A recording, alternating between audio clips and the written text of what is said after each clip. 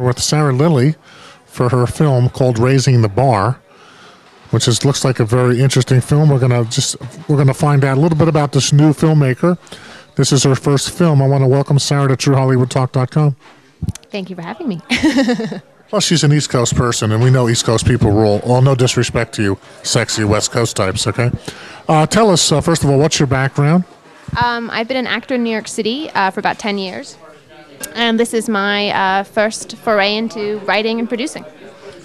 What made you want to do your own deal and star in your own movie? Is it the times, or you just were like, you know, this great idea hit me, Eureka struck while I was washing the dishes? A little bit of both. I think one of the silly reasons was that I love to horseback ride, and I've always had this idea of doing my dream job was always to horseback ride and act at the same time, But I've never booked a film where I could do that, so I thought I'd write one myself. Give us the basic synopsis about this movie. The movie is about a bartender who's kind of stuck between two worlds. She, is having a really rough night at work and just really wants to be back in the countryside riding a horse. And I think the movie is definitely anyone who's had whatever industry you're in, if you've had one of those days or nights at work where just, things are not going your way and you just fantasize about being somewhere else, I think anyone, is going to be able to relate. What was the problem at work? Was it the cute guy hitting on you? Was it the boss was a son of a bitch? When you say you had a bad day at work, give us a little detail on that. Yeah, it was inspired as my, years ago when I used to,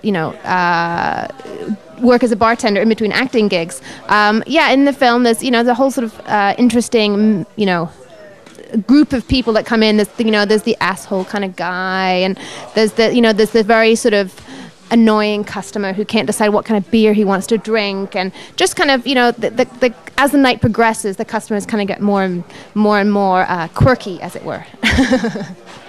What'd you shoot the film on? It's on HD. We shot on the Panasonic HVX 200. Now, how did you get the camera? Just tell some of our new filmmakers. Is this something that you leased? You went out and bought it? How did you get the equipment to shoot the film? Because it's always a budgetary concern. Yes, it definitely is. I rented the camera. We originally were going to shoot on something else, and then we did a test with the HVX 200, and unfortunately I loved it, and so we had to upgrade to that camera. But it was worth it. The film looks amazing. Half the movie is shot in a bar in New York City, a beautiful, very modern bar, and the other half is shot in upstate New York, and it just captured the countryside and the colors. We shot in the peak of fall foliage in New York in October with beautiful oranges and yellows and colors, and it looks beautiful. It looks really good. Well, I grew up in New Jersey, and I still kind of love the fall. Yeah. So, but the fall here starts in like December when you have some, it always is a little freaky. It's 80 degrees and I'm looking at a tree turning red in color. What's on the horizon for you? Do you want to act? Do you want to direct? You want to move to LA? What is the future of Sarah?